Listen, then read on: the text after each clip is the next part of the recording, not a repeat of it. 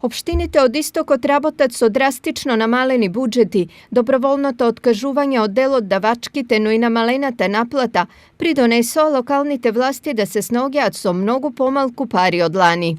Прогласувањето на пандемијата се соочивме со проблем да немаме можност да ги поделиме решенијата за данок имот на граѓаните и на фирмите. Со тоа веќе ни беше ускратен еден прилив кој ние редовно го имаме.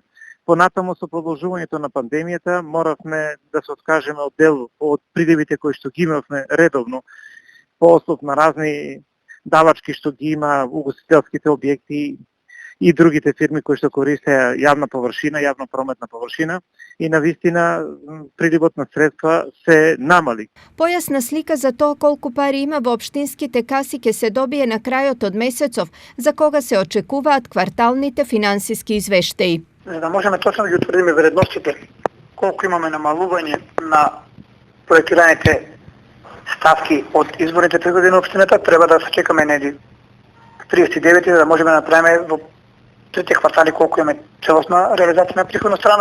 Со исти проблеми се соочуваат сите општини во државата, а од страна на ЗЕЛ ситуацијата е оценета како алармантна. Многу се намалени приходите на општините, уште не се ни знае точната бројка. Еве гледате сега, децата се враќаат у градинки, учениците се враќаат у училишта, пари дополнителни нема, иако е 30% скратен буџетот за образование. Така да мислам дека ќе биде многу тешка и жешка есента за општините и зимата. Помалкуте пари во буџетот неминовно значат и сериозен проблем за реализација на планираните проекти. Наскоро следи ребаланс со кој што ќе ги предвидиме реално работите кои можеме да ги реализираме до крајот на годината и ќе бидат предвидени со тој ребаланс и со тоа очекувам да имаме и добра реализација во целост на буџетот.